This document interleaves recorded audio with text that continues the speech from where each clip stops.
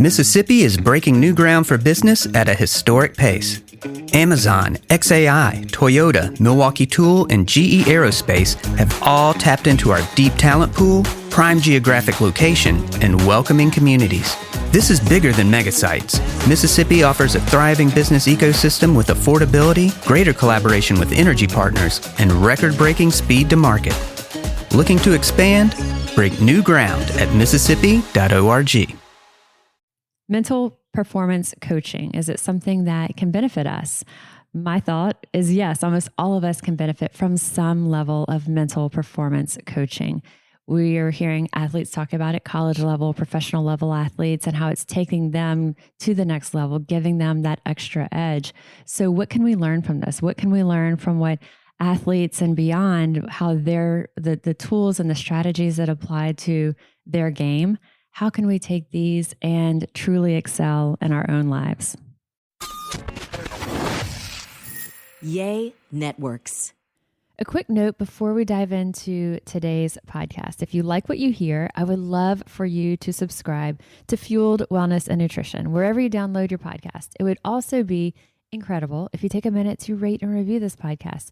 Those things do matter, and they really help us. I'm Molly Kimball. Welcome to Fueled, a wellness and nutrition podcast. I'm a registered dietitian and nutrition journalist with a passion to help people live their strongest, healthiest life possible. In my weekly TV segments and columns, there's a limited amount of time and space to cover everything, but there's so much more to share. This podcast is my opportunity to dive deeper into the topics you want to know about. Mental performance coaching may be something that you've been starting to read more about, hear athletes talking about, how it's benefiting them, how they're doing it proactively, or maybe if they've had different performance issues, they are turning to a mental performance coach for guidance. So today we're joined by Warren Fitzmorris. This is his third time actually joining our podcast. So thank you, Warren. Yeah, thanks for having me. Warren is a mental performance coach with us at Ochsner Health. And we've done, it was back in 2020, we had decided to do a podcast, an episode called Becoming Fearless. Mm-hmm. And it was like, it really completely shifted the whole idea of it, because it was right after COVID really took hold. Mm-hmm. And so the conversation of being fearless, becoming fearless was like, it had a whole new connotation. Yeah, we kind of had something different to fear. Right. It was sort of like not the irrational fears that we can kind of wrap our heads around. It was... Yeah, I believe it was even in like March or April of 2020. It was right at the beginning. It was early, yes. So Becoming Fearless, I'll link to that episode in case you want to listen back to it. It's sort of like a little encapsulated look in time at that. The other one that we did was how stress affects our brain.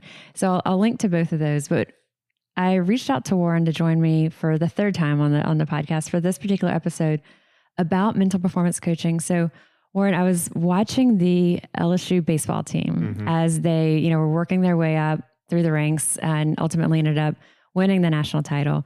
I'm not one who's usually watching. I'm not just like an avid baseball watcher. I sort of like, yes, I loosely want LSU to win, but I'm not just riveted.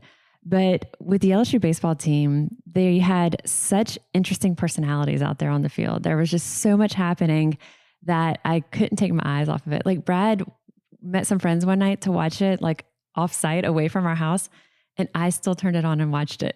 I was like, I love that. Yeah. I was just watching, and I found myself like Googling the players, and I was like personally invested in them because they just had so much, it's not even, the word isn't passion, but it was just passion, but also so much personality, so much that they were very, emotionally expressive also. And one of the things that struck me was that several of them were very open and very vocal about having worked with mental performance coaches and really having that mental performance and also mental health, which we'll talk about kind of the difference between the two approaches.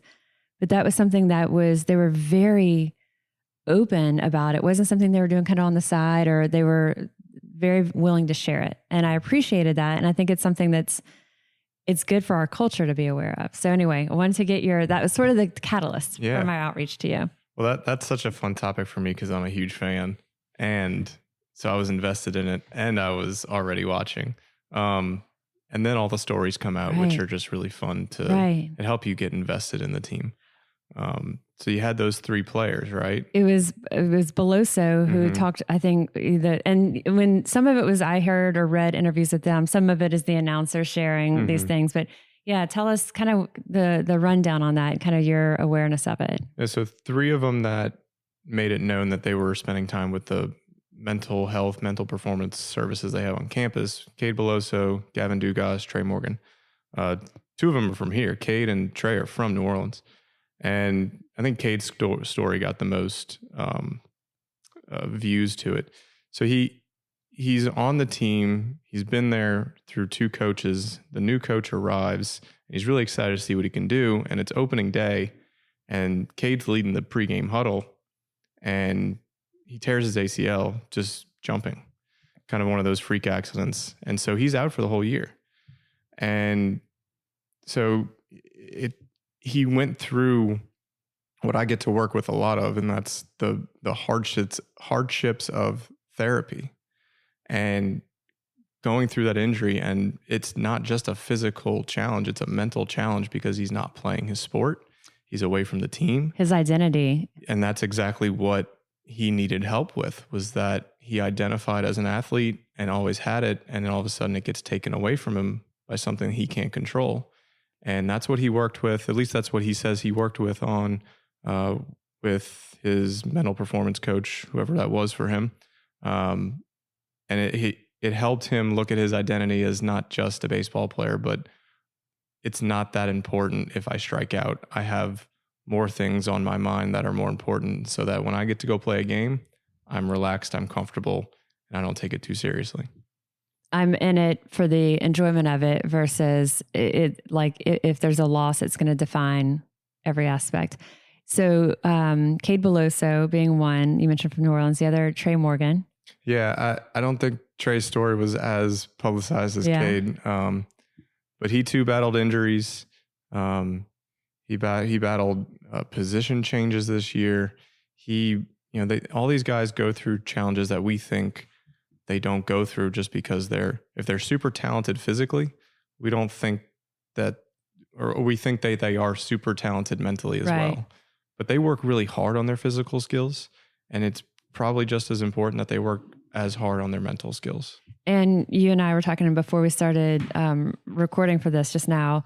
The concept of mental performance coaching is, I think, just now starting to really turn a corner of awareness and like mainstream conversation. And I kind of compared it to nutrition. And so, I've been a dietitian. This summer is right at 24 years. And when I started as a registered dietitian, it was still at Ochsner, and it was starting our nutrition program at our fitness center.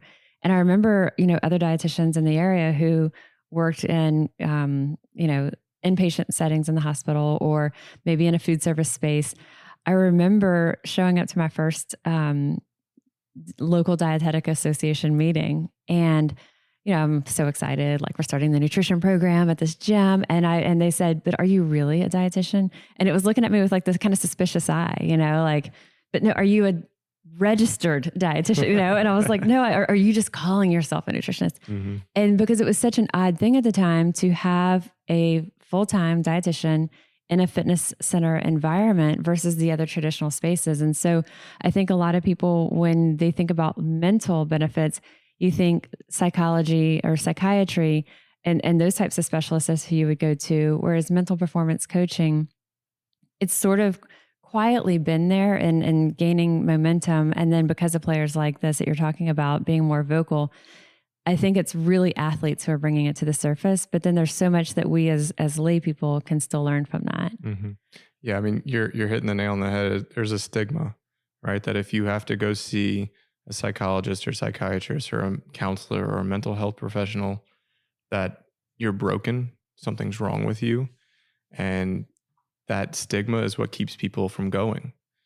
And mental performance is kind of attached to that too, because on the surface, it looks like counseling. We sit in an office, we talk, and, if we're lucky, we get to go on the field and talk. But overall, we're talking about the mental side of it.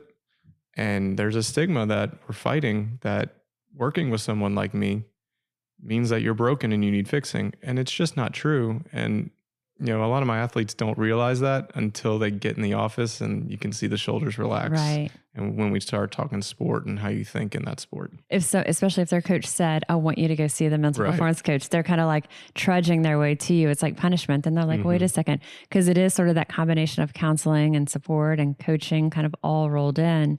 We'll talk in a bit, just for our listeners. Warren and I are going to talk about, some of the benefits and also some of the specific strategies that Warren implements with his athletes. We'll be talking about like imagery training and pressure training and, certain very specific things. But before we get into that, I think it's still really helpful to talk about it and kind of the big picture concept. And like I think a lot of us athletes can be some of the more relatable because they're who we know, we've seen and read things about them. Let's talk about some of the athletes who rose to the top or really close to the top, but weren't able to kind of cross that line and that finish line, a literal finish line in many cases because of a break mentally. And then others who have been very successful and proactive in working on that mental performance. So where do you want to start? Maybe some of the ones that have kind of struggled with it? Yeah. Athletes have provided us with a lot of examples of this recently. I think one of the ones that sticks out is Osaka. Naomi Osaka. Yeah. I can't remember the year, but she was at, one of the major tournaments and she was playing and doing her thing. And all of a sudden she didn't want to do the press conference. And she said it was because of her mental health and she didn't want to be up on stage and answer those questions because she wasn't in a mental state that would allow her to do that and survive mentally. And so she said no. And she got, hurt really hard by the people saying that that was the wrong approach. She shouldn't do that. She has a requirement. And that was kind of the point, was she needed a break from that requirement. And not many people understood that. Mm-hmm. And Simone Biles, talk to us about, she had a different type of experience, but also high profile. Simone was another one that... The Olympic gymnast. Yes. Yeah. So Simone Biles is, all world everything. She's won everything already and she's going back to another Olympics. And it's sort of just expected that she's going to take it all. Yeah. She's right. And it's almost a fair expectation, right? We've seen her do it. We haven't heard her talk about it. And then all of a sudden she even goes through the individuals and she does really well. And then it's time for the team competition. And she says, I can't do it. And the whole world is like, what's going on? Why? And she gets up there and she explains why. That she was not in a mental state to go perform a very high level job. And she, in the gymnastics world, they call it the twisties. And that just means that she was fearful of doing something that could have been maybe not life threatening, but close to it. And is it almost that your spatial orientation would become off too? Is there anything with that? You just don't trust yourself to do the movements that are required. And if you find yourself in the middle of the air twisting and you land wrong, that, you could land on your neck. You could really hurt yourself. Because she did the individual events, but when it came to the team event, something shifted. And it works just like that fast. And I think that's part of the reason a lot of people don't understand it is you just did it. How can you just all of a sudden not feel comfortable with it? And that's how these mental blocks and pains, they really do hurt. And the backlash from fans who can turn so quickly. How did she speak out about it after? How did she address it? Yeah, I think to your point, she got out in front of it. She did get up on stage and say, this is what I'm going through and I'm working on it. And I think people respond really well when there's an explanation. And maybe Naomi Osaka didn't have the ability to explain it in that moment because of what she was going through in that moment. But if you're able to verbalize it, if you're able to explain it, there's so much good that comes from it, right? Not only you're feeding into the people that are curious, which isn't what their goal is, but you're also alerting the world that okay, we can talk about this, Right. and I'm working on it. So it's good for you to work on too. Because acknowledging that we're having that, whatever that emotional challenge is, it can be that it's anxiety, it could be fears, it could be irrational fears, it could be, there's so much there, and depending on the different types of athletes, depending on what other things they have going on personally, there's so much. And then, but then thinking of us as individuals, everything that everybody has going on in their worlds, there's things that are pressures with work. There's, things that are stressors with family. There's pressures we put onto ourselves that are really completely self-induced pressures.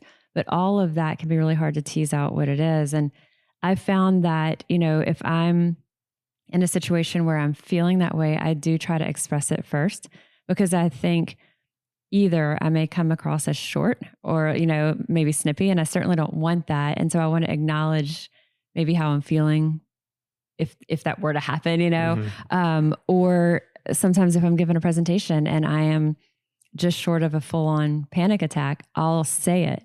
I don't say it maybe in that way, but I'll acknowledge that I'm really nervous. My heart is racing. And sometimes it's embarrassing to say that, because I'll be in a group that I'll think they could be looking at me thinking, she's done this 1,000 times. Why would she feel that way? But I'd rather get ahead of it and say it. And then when I do, a lot of times it like releases that power of it, Yeah. But it's not easy. Like, you're definitely putting yourself out there. Yeah, you're vulnerable. And to be on the athlete stage, which is like 10 million times that, I mean, like we can't even think that we can imagine it. Let's talk. There's a couple more. You mentioned Dak Prescott. I thought this was interesting. Quarterback for the Cowboys. Yeah. So he had a rough go of it personally, but he was willing to share. And we can become the beneficiaries of all these athletes sharing what they go through. His mom had died of COVID. His mom had cancer. Sorry. And all of this was happening in peak COVID. And so he was in isolation. He wasn't able to be out and about like he normally is, like all of us went through. His mom has cancer and passes away. His brother then commits suicide. And obviously there's mental health involved in that. And Dak probably felt that not only did he need to help himself, but he didn't want, I don't know what he wanted. I mean, I haven't gotten to talk to him, but you can just imagine that if he has a family member go through something that mentally taxing, that he's going to feel it himself. And so what did he do? He sought help. And then he told everybody that he sought help. And for someone on his platform to say that, it helps way more people than anything. Right. I mean, the quarterback for the Dallas Cowboys. Right. And then what was the response as he shared? Yeah, he got a huge response from a positive response from the other athletes in the world, that not just in his sport, but others that are going through it, saying, good for you. We support you. And also fans. Yeah. And fans obviously are going to support and thank, but it's not always good. Mm-hmm. He had some members of the media reach out and say, like, that this isn't the platform to do that. You need to just toughen up. Really? I don't have any sympathy for you. Really? There was I know you're probably paraphrasing a little bit, but that was it was actually one of those expressed. Talking heads in the sports shows saying, like, I can't have sympathy because of your position that you're in. Wow. And, Dak never did anything to deserve that. He was just saying, like, I needed help. It worked for me. If you need it, go seek it out. And he was using his platform the best way he knew how. Mm-hmm. And I think we should celebrate those people. And we were saying earlier, it can be really hard to come out ahead of it, get out in front of it. And when someone is on that stage, like Simone Biles and, like Dak Prescott, to say ahead of it that this is what's happening and this is what's going on with me. We were saying it's hard. And before we started this episode, you were like, that's the bigger question of like, why is it hard? Mm-hmm. And it is because of the fear of the backlash, like the talking head type mm-hmm. backlash. Right. And sometimes that backlash may or may not even be in other people's minds, but it's in our own heads of what we fear. Mm-hmm. And it is like, you have, it's like our parents used to say, you can't worry what other people think. And even as much as you don't, there's still parts of us that do, it's really hard to not have not care to some degree what people think, Yeah. no matter how hard we try. I think that's the number one contributor to people's anxiety nowadays. Mhm. And look at what social media has done Right. is it has now changed our actions and behaviors because there is a consequence Right. that other people will judge us because of what we do and say. Right. It's so true. It's so true. So before we get into kind of some of the specific, I guess, strategies and tools and resources that we can learn from athletes, tell us kind of a little bit of the difference when someone's talking with you about a mental performance coach versus mental health work that someone may do. Yeah. So my background is master's in sports psychology and motor behavior. And what I get to do with that is work with athletes on the mental side of their performance. That's on the field, on the court, up on stage. You're going to think when you perform. And if you're going to think, you can't turn it off. We might as well find ways to make it work for us. And to me, that's what mental performance is. It's getting your mind to work for you rather than against you. Mental health is designed for the specific issues that you can be diagnosed with: anxiety, depression, eating disorders. That's outside my area of expertise. Mm-hmm. And I think a lot of my athletes appreciate that there is a difference. Mm-hmm. If mom or dad says, hey, you're going to go talk to this guy because I think you have something going on in your head. Right. And then they realize, oh, we're not talking about mental health. We're talking about how I think when I play. Right. Most of my athletes appreciate that there is a difference.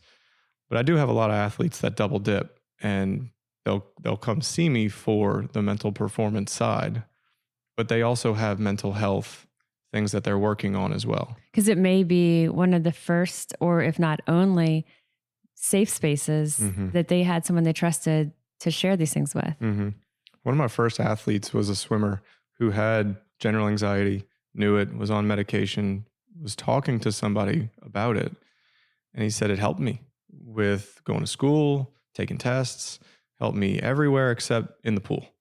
And that person, just couldn't help them in the pool. But that is my training, right? Is to help them in that pool. And I didn't do anything to help him with his general anxiety. That wasn't my goal. My goal was to help him feel better in the pool.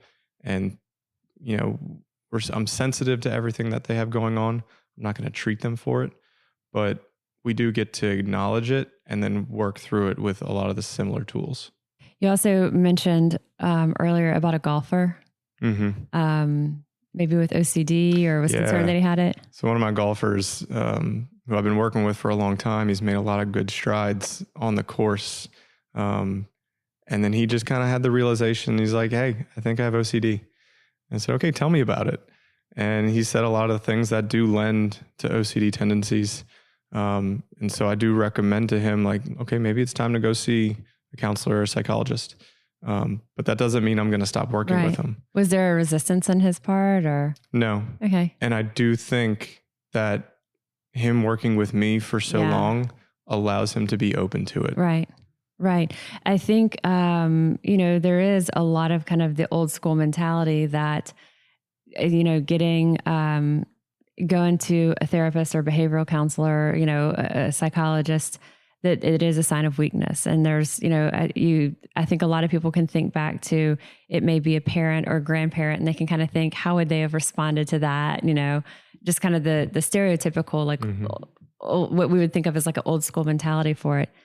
But that same person who may have even still that old school hesitation, when it's through the lens of performance, mental performance, like on the field, it opens the whole conversation in a totally different way that someone who may be closed to one, that still makes a lot of sense to them. And it's sort of like, it's not saying as much, and it's not all this. It's just more, I guess, like instead of they think of it as I'm simply focusing on a weakness, it's looking forward and saying, how can I do that part better? And I think I see people who it surprises me when I hear them talking about athletes and the mental performance coaching. And I'm like, wow, that's really cool that person is really open to the fact that these athletes are doing this, because maybe they wouldn't have been as open to that about traditional psychological counseling. And so I do think it's all pulling together to kind of like bring that awareness up across all platforms. So, I think the point being, there's a difference between the mental health work and a mental performance coach, but it all works together. The conversations, it's opening the doors each way. I've got a great analogy for it. If you go to the gym, does that make you strong or weak? Do strong people go to the gym or do weak people go to the gym? Right? Strong people go to the gym. Weak people stay away from the gym. And so we should look at mental health and mental performance the same way. If you go see a counselor, if you go see a psychologist, does that make you weak? No, weak people stay away from those things. Strong people go to those things. So if you want mental toughness, if you want mental strength, then you go to those places, just like a physical strength person goes to the gym. As you were saying that, it reminded me, more people talking about it and more people kind of normalizing the conversation and looking at it as a strength and not a sign of weakness, but a sign of strength to address these things and focus on these things within ourselves. There's been several, actors and comedians and things too lately who have really kind of shined a light on it. There's a comedian named Neil Brennan. Do you know who he is? I think that you would love his Netflix specials. So Neil Brennan, he's a comedian, but he was the head writer for Dave Chappelle. And he started out as a writer, and then, I think just over time, he also had the delivery, so he's got his own stand-up, but he has two. One is called 3 Mics, and he has, and the 3 different microphones on the stage, he sort of has different areas that he's expressing, and he's really talking about a lot about mental health and anxieties and things that he's harbored, but he also is doing it in a very comedic way. Like, you're crying, laughing at times, but then he's very raw and very open and very exposed. And then the second one that he has is called Blocks, and it's a different approach to it, but same. And so he's still, wickedly funny with it, but also spot on and very revealing. And I think watching someone like him, and there's others who have started to do more and more of this, and there's different documentaries that we can see. And I think it's just a really beautiful way to start that conversation in groups of people who that might not normally be. Like, I think about how many guys are watching the comedian that was the head writer for Dave Chappelle. They're watching him because they, and for him to use that platform to also weave in, it's almost like education that this is a possibility to work on these things. Yeah. It's a great example.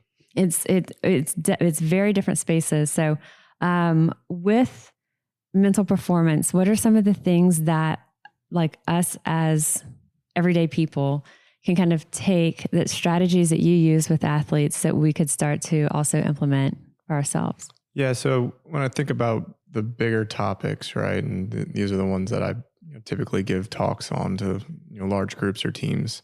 One of the ones I love doing is how athletes handle pressure. We're all going to face it. We can't do anything about it because it's going to exist.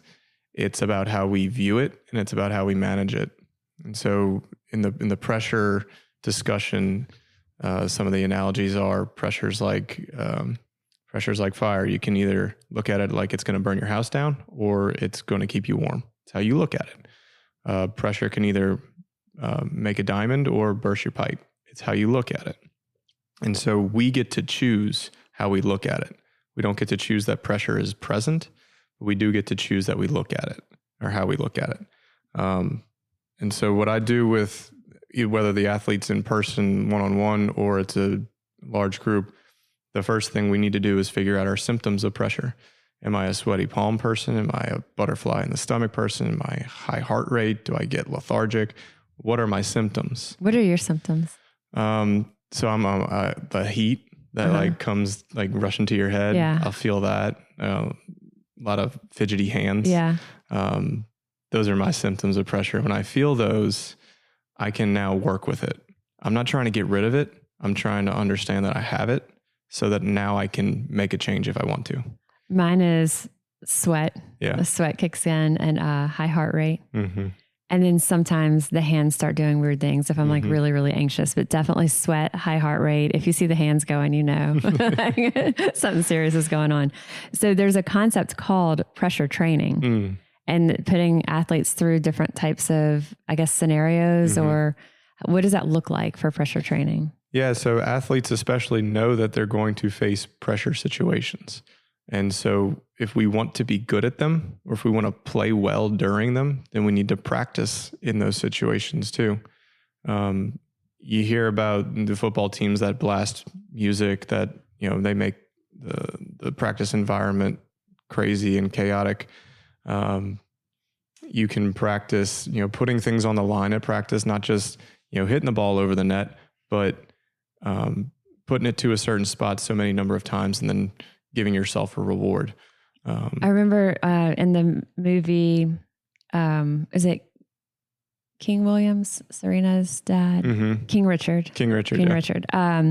So Serena and Venus's dad would bring, there was like a scene where he brought busloads of kids to the courts where they grew up playing. And he literally brought buses of kids to shout at them and harass them and yell at them. And so that they could play and with this negative energy being hurled at them by children. Right. Yeah. And it was I can't even imagine someone's dad doing this, but that's pressure training. Yeah. In the real world, I think it's hard for us to think about what that is. I think about the things that make us really nervous. For a lot of people, I do think it's public speaking or things like that, or it could be a meeting. It could be talking with your leader, maybe about a raise or about, something that feels very personal around your work. And so I think with all of those, finding different ways to almost maybe simulate it first,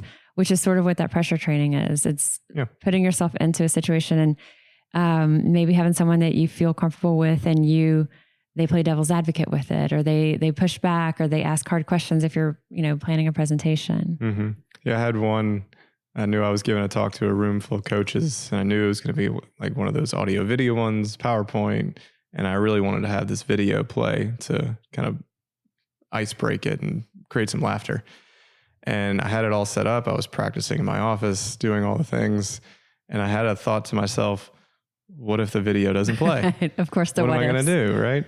And so I practiced how I would explain it without having audio video there. And sure enough, I show up, it doesn't play. But because I had already practiced how I would handle it, yes, there was pressure there because you feel the eyeballs on you, but you work through the pressure better because you've already worked through how I'm going to handle it. And I think that's the point. We're not trying to get rid of pressure. We're trying to work and improve our ability to handle it. And anticipating it, anticipating the different angles or the different ways that it may present itself. I think a big thing too is not being surprised by it, because when we aren't prepared for it and then all of a sudden you're sweaty, your heart's racing, you're doing weird things with your hands, it feels out of nowhere. Whereas if you anticipate this is going to come, here's how I can handle it. For me, in some of the situations I mentioned that I'll acknowledge right out, at the beginning, that my heart is racing, and I'll kind of say these things, and it helps it gives it much less power. Talk to us about imagery training. So there's pressure training. Let's talk about imagery training. Yeah, imagery training's fun. So the way the brain works is pretty fascinating. If you go out and you hit tennis balls for 2 hours, you're getting a lot of physical reps and you're figuring things out, but you're going to be tired after that. You need those physical reps. There's no replacement for it. But what if we want more? And what if we want to be very specific with those repetitions? We can do imagery and the brain won't know the difference. And that's the way it works, is it's still firing the signals through the neurons and all that. And it's still sending the signals to the muscles as if it was actually moving, but we're not.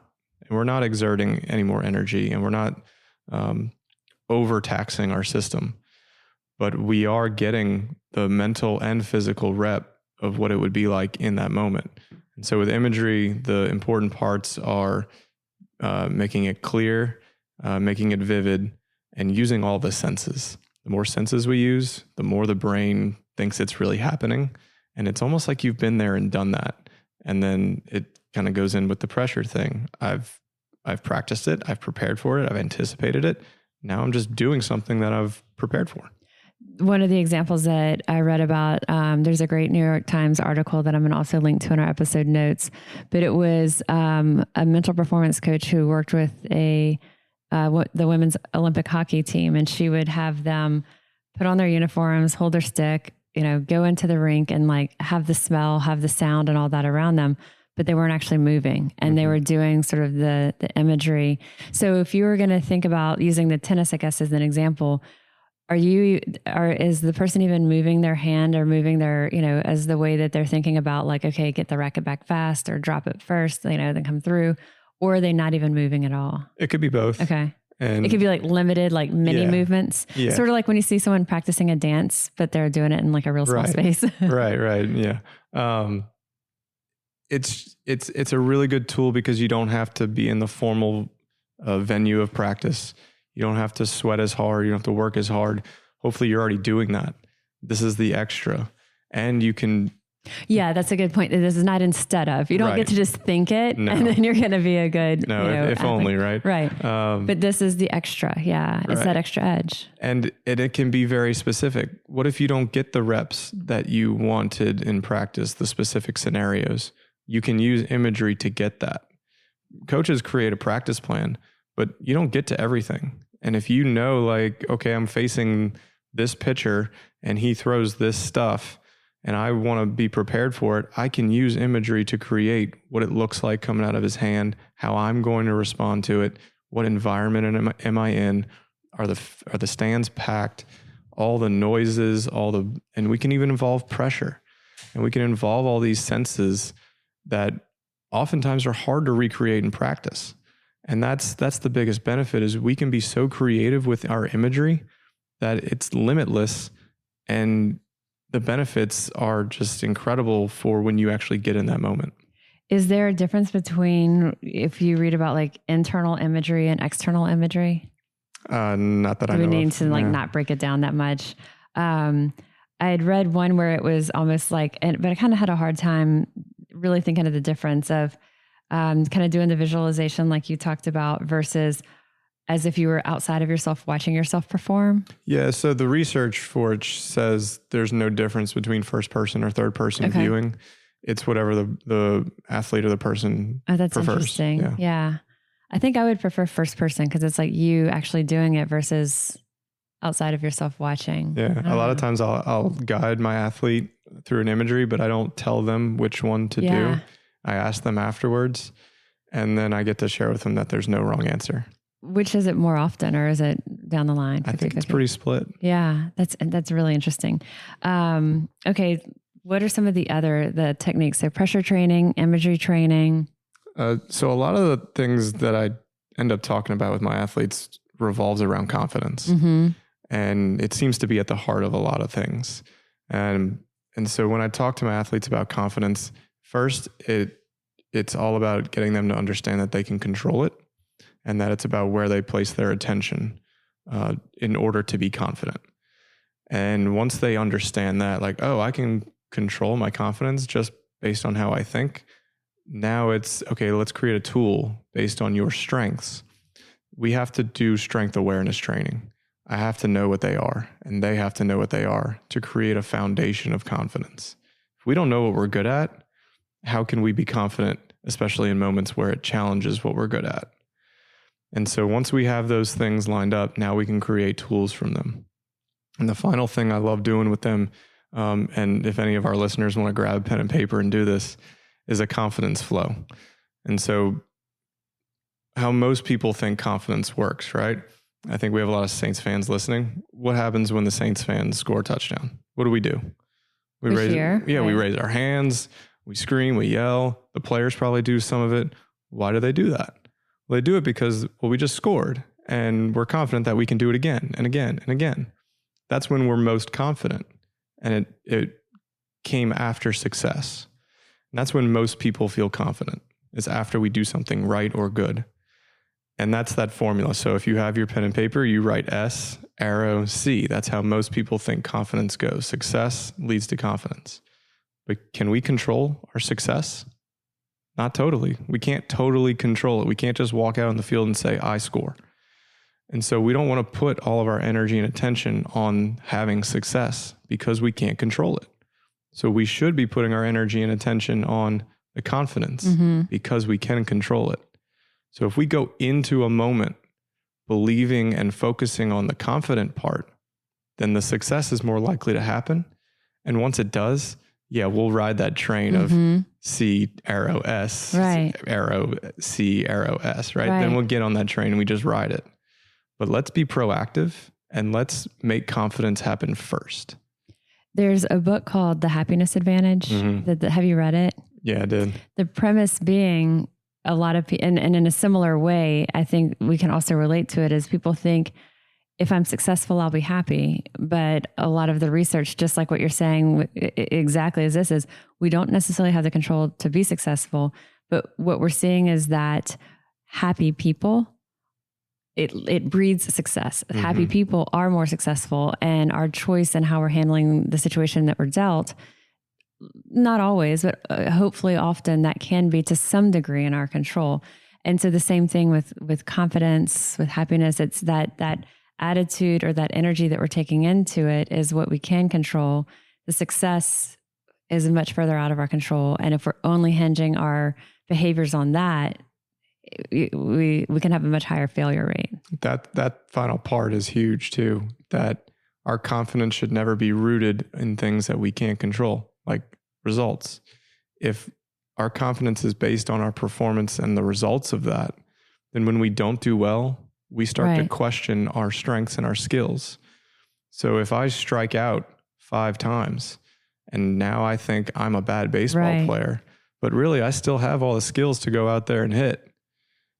But because I'm focusing on the results, that means that I'm going to start questioning everything in the future. And unfortunately, that's when people call me. So when it comes to the kind of the confidence, and we say, okay, we want to focus on, leading with confidence, and that confidence is what, takes us to success versus the other way around. What are some of the things that if that's an area they struggle with, what are some of the things that you recommend them to do? Other than coming to see me, right? I think it starts with that strength awareness. We've got to know those things. And so basically, what are we good at? Yeah. And so in a everyday world, taking it out of the athletes, it could be, I'm really good with connecting with people, or I'm really good with, people feel very comfortable talking to me, or someone could just be really good at, because I think, again, those are things that may not be the markers of success. You're not looking at what your paycheck is, or you're like these things, but what are the other things that are your strengths personally? And that's hard for people to do. We don't do that. We don't spend time thinking about our strengths, but we're very good at pointing out our weaknesses and our deficiencies in ourselves and others. And we need to flip that script. Right. And it's not cockiness. We're not walking around or blasting it on social media saying, look at what I'm good at. I'm better than you at this. It's not a comparison. It's what do I possess and what's always going to be there for me because I'm good at it, because I've worked hard at it. I've earned the ability to be good at this. That's the important part, is that it's attached to what you can control, and it's a confidence. And one of my baseball players said this better than I did the other day. Confidence equals internal, and cockiness is external. Yeah, that's true. And I see that. Yeah. That's a really simple way to put it. Like, we're asking people to be confident in themselves without making sure other people know it. Right.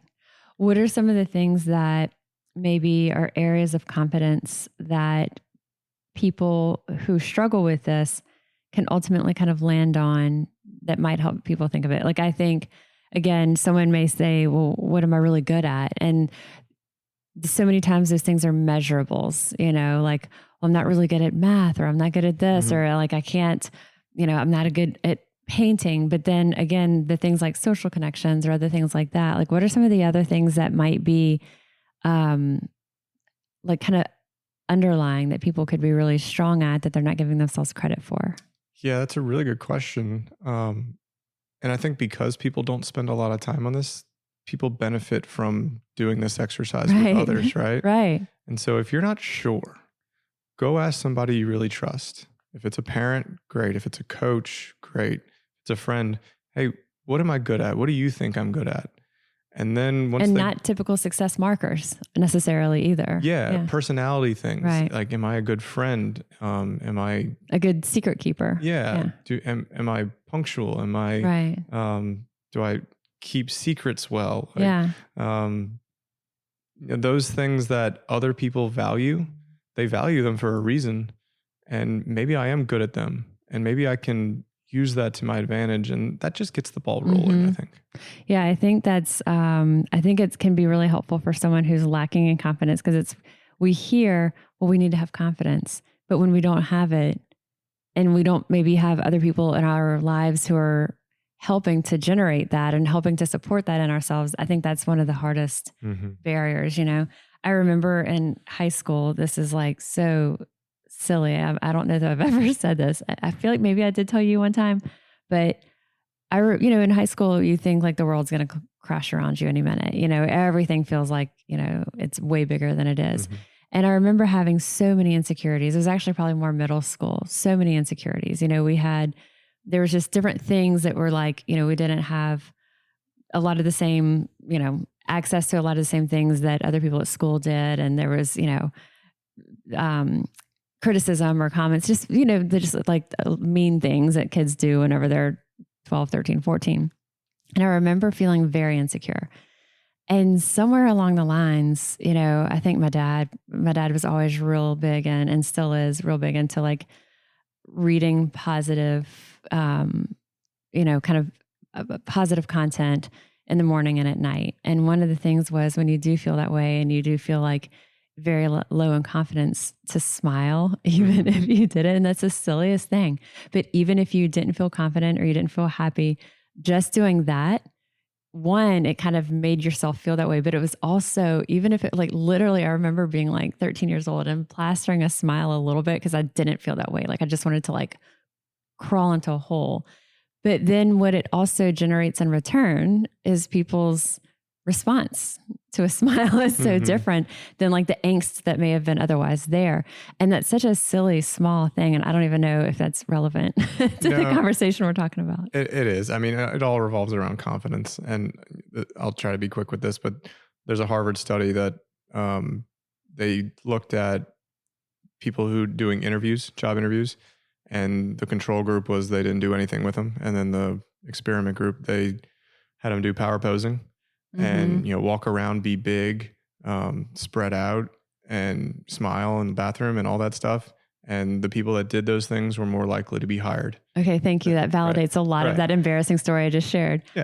For power posing, I think one of the best, if you haven't watched the Ted Lasso series, y'all, to our listeners, just Google Ted Lasso, Rebecca, power pose. Just do us a favor and do it. And you'll be able to pull up the scene of her doing it. It's fantastic. Such a good show. Yes.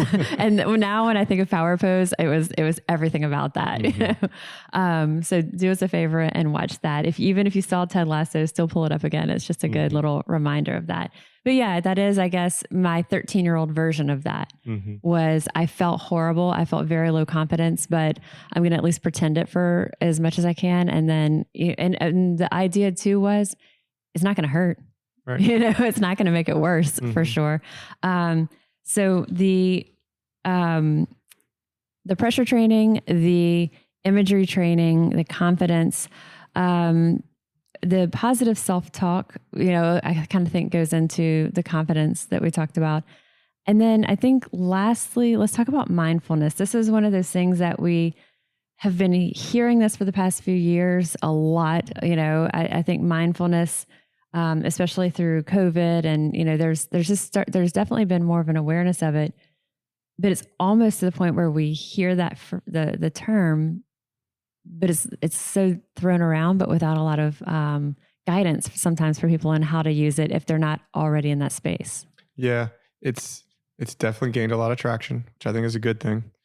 But like you said, the word itself can become intimidating because we don't know what it means, and we hear other people do it and they can't really explain it. It just kind of works for them, but they can't teach somebody else.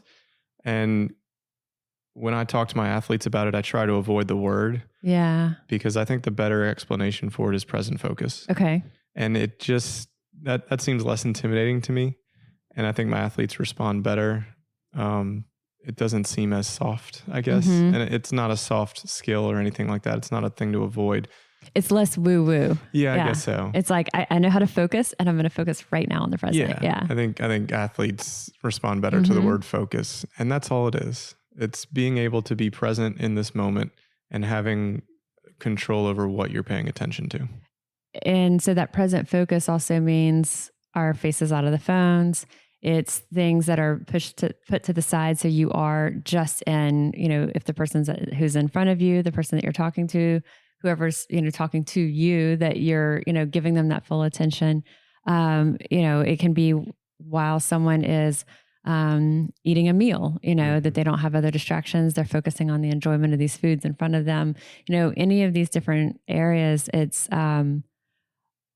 we become, so prideful in the concept of multitasking to our detriment, and so multitasking is really multifocusing, and then we're pulling ourselves in all these different directions. So to some degree, there can be multitasking. Like, I love a good walk and talk.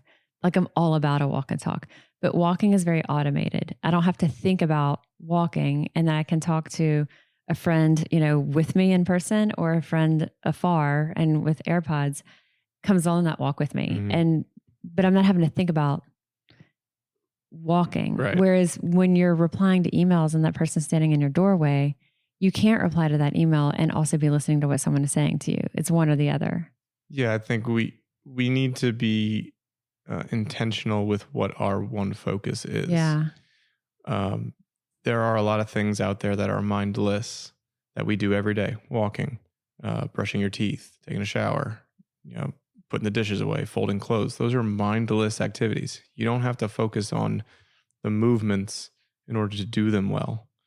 So those are opportunities to be mindful, because those are mindless activities. You're pairing it with it, or the habit stacking concept. And it doesn't matter what your intention is in those moments. It's just that we need to pick one thing to be our main focus. It could be the act of folding the clothes, if that's what you want it to be. Or it could just be simply breathing. Or it could be, my mind is still at work, but this is something that I really need to think about, and I'm going to dedicate myself to it. It's about the skill to deliberately come back to that one focus. The control in that is the skill. It's when the mind chooses for you, no, think about this, no, think about this, no, think about that. That's when we feel like we don't have any control. The skill we want to develop is the ability to bring it back. So mindfulness, okay, but present focus. I think I agree with your athletes. I like that even better. Is there anything else that's sort of a takeaway for our listeners that are good strategies, tools, resources, things that are kind of nice, like, I don't know, like little... I think that there's like an element of practice that I kind of think about putting into these things, because they don't all happen automatically. We do have to practice at it. And, something like the present focus, we can catch ourselves when we're not in it, and give ourselves that little reminder, put that phone down, or whatever else it is that we're doing, For the mindfulness present focus, there are dozens of apps on phones, YouTube. Let something else or someone else guide you first. Let them teach you what it sounds like and what it feels like before you branch off on your own. If you branch off on your own and you're not successful with it, then you're not going to come back to it. So let somebody guide you first. The other skills that we talked about, there are ways that you can dive into them on your own without having to come see with someone like me. But if you ever feel like you need the help, it's okay to have a coach. Athletes are really good at admitting that they need coaches. They go to coach to learn how to play the game technically. They go to strength and conditioning coaches to get bigger, faster, stronger. You need mental skills for you on game day, just like you need those physical skills. So I can be a coach, or someone like me can be a coach to help with the mental skills. That's all it is. It's just coaching. It's teaching and learning. And one thing that New York Times article said that was so good was mental performance coaches are translators of sports psych knowledge. You can have the knowledge and the understanding, but if we don't understand how to use it, or if someone doesn't know how to explain it, then the knowledge is wasted.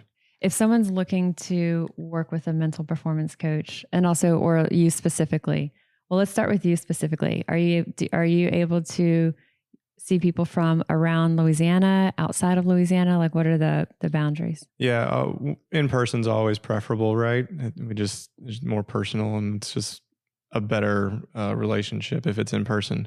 But one of the benefits that did come from COVID is Zoom is now widely accepted. I have athletes in outside of state, Baton Rouge, North Louisiana, Houston, Alabama, so it's very easy to do this. And we're not very publicized, which is okay. I'm one of the people that doesn't want to be in the limelight, but I do want people to know that this service is out there, whether it's me or someone else. I don't care. And does someone have to be an athlete to meet with you for mental performance coaching? For me, I start with anyone that's in a performance. I have had non-athletes, but as long as they understand that the topic is going to revolve around their performance. So it could be someone who is a stage actor, or it could be Absolutely. a vocalist or some other type of performer. Absolutely. Okay.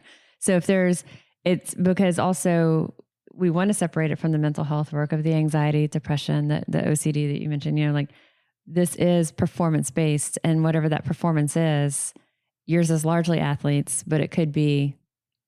Yeah, I fall into the traditional athlete role and model, but a lot of the people I went to school with weren't all athletes. They just liked the topic, and they had a background on stage, music, and performing arts. And there's a big representation in the military for what people like me do.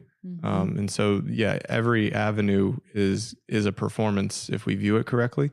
And it can be used everywhere. I think about our Eat Fit Monroe dietitian as a former Miss Louisiana. And, all of that, to get there was a lot. And she had to have kind of that strong mental foundation. And so, okay, so if you're listening and you are an athlete and you're looking for the mental performance coach, or you're, again, having that understanding that it is focused on that performance of some type. Warren's is largely athletes, but it could be others.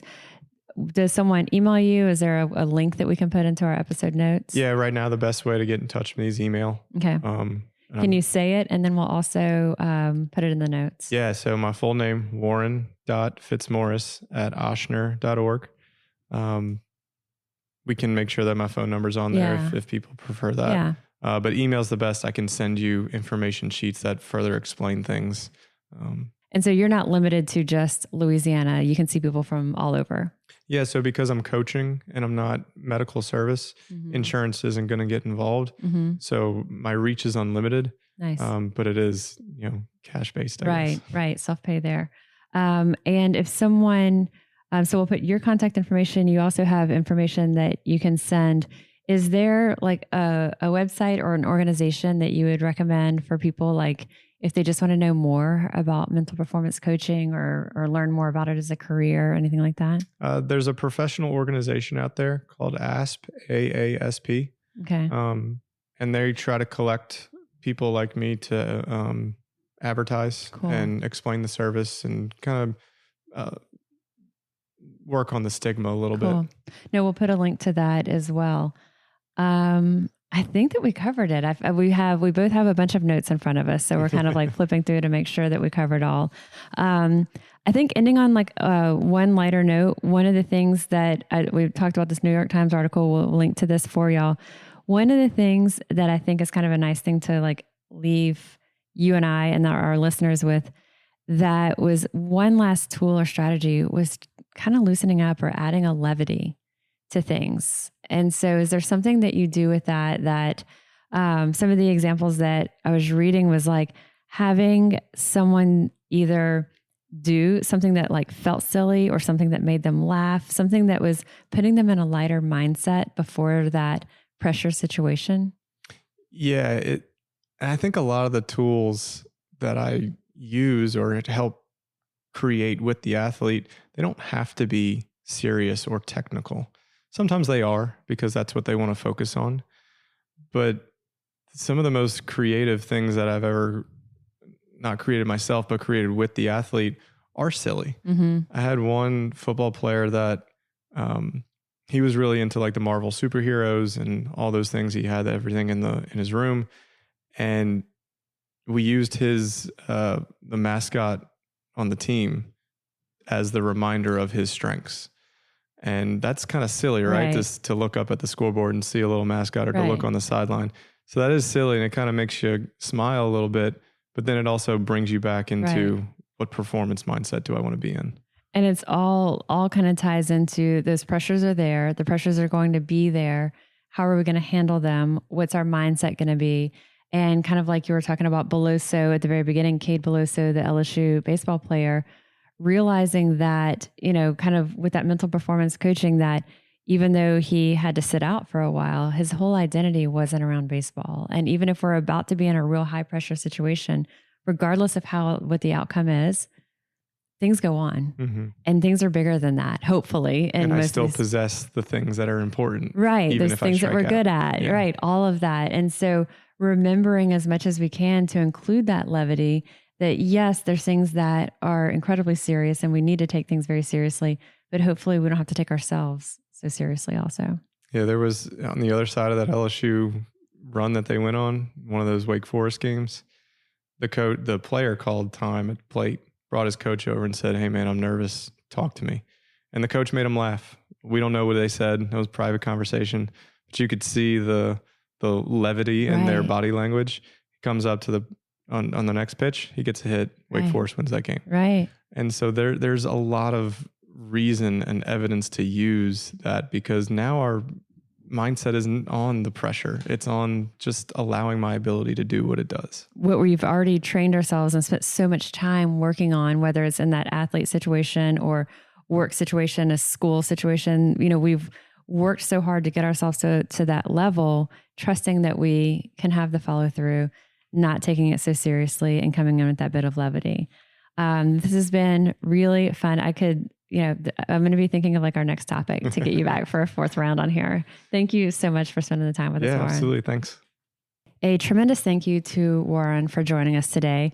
I mentioned it's his third episode that he's done with me. I always just really enjoy it. I have to keep an eye on the clock and, you know, wrap us up, because I could just keep talking about these topics. I think the mental performance, the awareness of why we do things, what drives us, and how can we take ownership and really be proactive in our thought processes. To me, it's just fascinating and something that we can just always continue to learn more about, and also to continue to grow and improve on in these areas. So let me know what you think as you incorporate some of the strategies that Warren and I talked about in your own life. I always want to hear about it. We'll also include all of the contact information, all the resources, tools that we talked about in the show notes of this episode. I am registered dietitian Molly Kimball, and you've been listening to Fueled Wellness and Nutrition, the podcast. If you'd like more Fueled Wellness and Nutrition, please head over to mollykimball.com, and you can follow me, Molly Kimball RD, on Instagram, Facebook, and Twitter. If you haven't yet, please go to Apple Podcasts and subscribe, rate, and review this podcast. Join us next week for another dose of Fueled Wellness and Nutrition. Thanks for listening, and stay focused on living your strongest, healthiest life.